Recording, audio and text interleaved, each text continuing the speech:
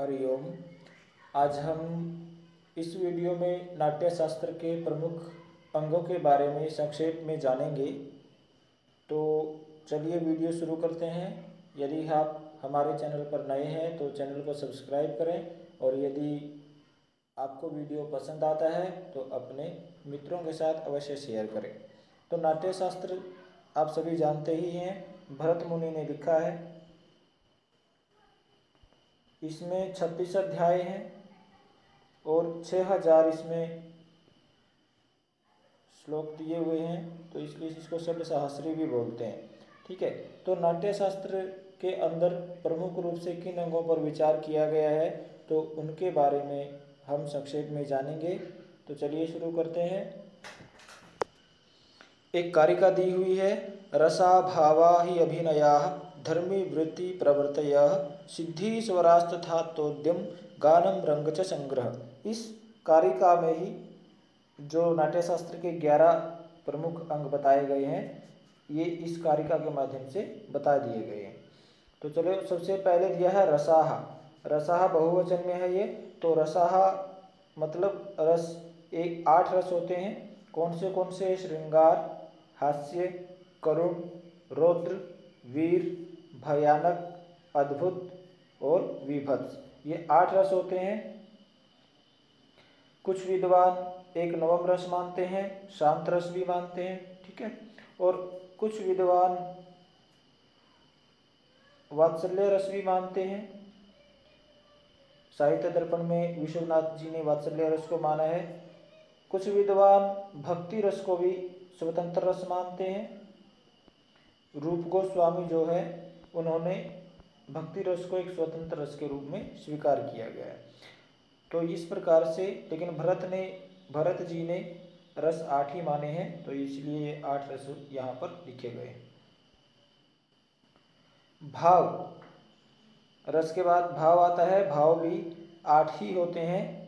भाव भी 2 प्रकार के बताए हैं नाट्य शास्त्र में, स्थायी भाव और सात्विक भाव। वैसे भाव हम साहित्य की दृष्टि से देखते हैं तो भाव के 3 भेद किए गए हैं, स्थायी भाव, भाव अनुभाव और व्यभिचारी भाव। तो ये यहाँ नाट्य शास्त्र में इनका इस प्रकार से वर्णन नहीं किया गया है। नाट्य शास्त्र में 2 प्रकार से वर्णित हैं, स्थायी भाव और सात्विक भाव।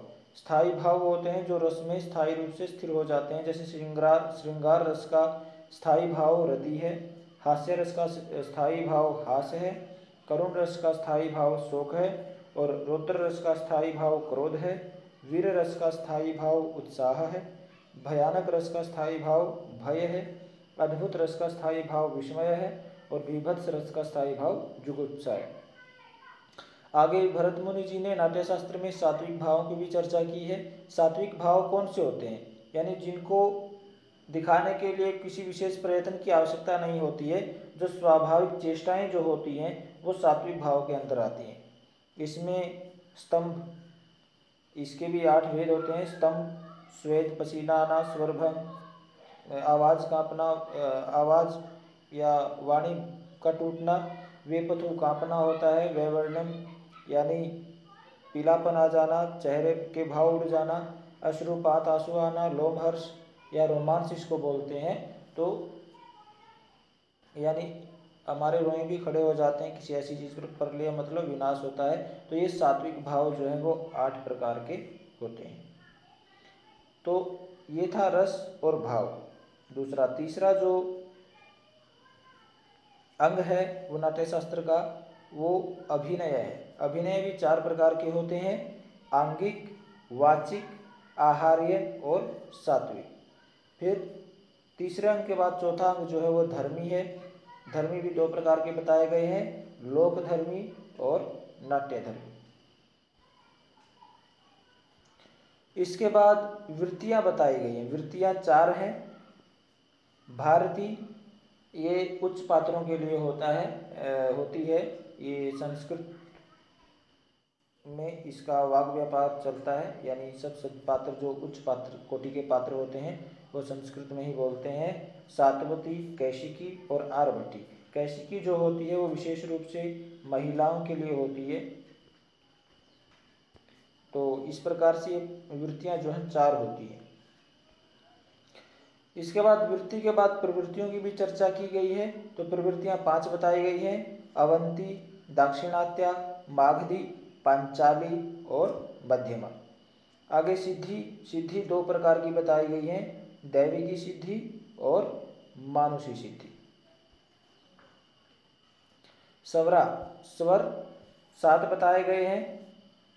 आजकल हम जैसे संगीत सीखते हैं, जो संगीत जानते हैं तो उन्होंने, या बहुत सारे आप कॉन्टेस्ट चलते रहते हैं तो आपने सुना होगा सा, रे, गा, मा, पा, धा, नी, सा। तो ये 7 हो गए, 1 2 3 4 5 6 7, ये 7 दोबारा से आ गया।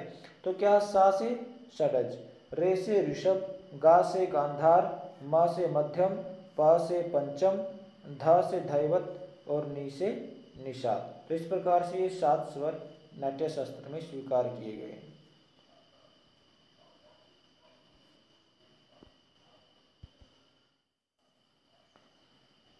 इसके बाद आतोद्य। आतोद्य क्या होता है, ये भी संगीत से ही संबंधित होता है। तो आतोद्य जो होते हैं वो 4 प्रकार के होते हैं। तत्, तत् वो होते हैं जिसमें तार लगे होते हैं, बजाने का जो यंत्र होता है जिसमें तार लगे होते हैं उनको तत् बोलते हैं। दूसरा है अवनद। अवनद होते हैं मृदंग आदि जो होते हैं, या ढोल नगाड़े जो होते हैं वो अवनद में आते हैं। आगे घन, घन जो ताल दें वो घन होते हैं, ठीक है, ताल देने वाले घन कहलाते हैं। सुशिर, सुशिर जिसमें छिद्र होते हैं, यानी जिसमें छेद होते हैं, जैसे बांसुरी। तो ये जो है वो बांसुरी आदि जो है वो सुशिर कहलाते हैं। तो आतोद्य जो है वो 4 प्रकार के होते हैं। आगे है गानम। गान कितने प्रकार के होते हैं, प्रवेश, आक्षेप, निष्कास्य, प्रासारिक और ध्रुवावेग, 5 प्रकार के गान होते हैं। इसके बाद जो अंतिम अंग है 11वां अंग, तो रंगा। रंगा यानी रंगमंच। रंगमंच 3 प्रकार के बताए गए हैं नाट्य शास्त्र में, चतुरस्र, विकृष्ट और मिश्र। तो इस प्रकार से जो ये नाट्य शास्त्र के 11 अंगों का परिचय हमने संक्षेप में प्राप्त किया। तो मुझे आशा है कि आपको वीडियो पसंद अवश्य आया होगा।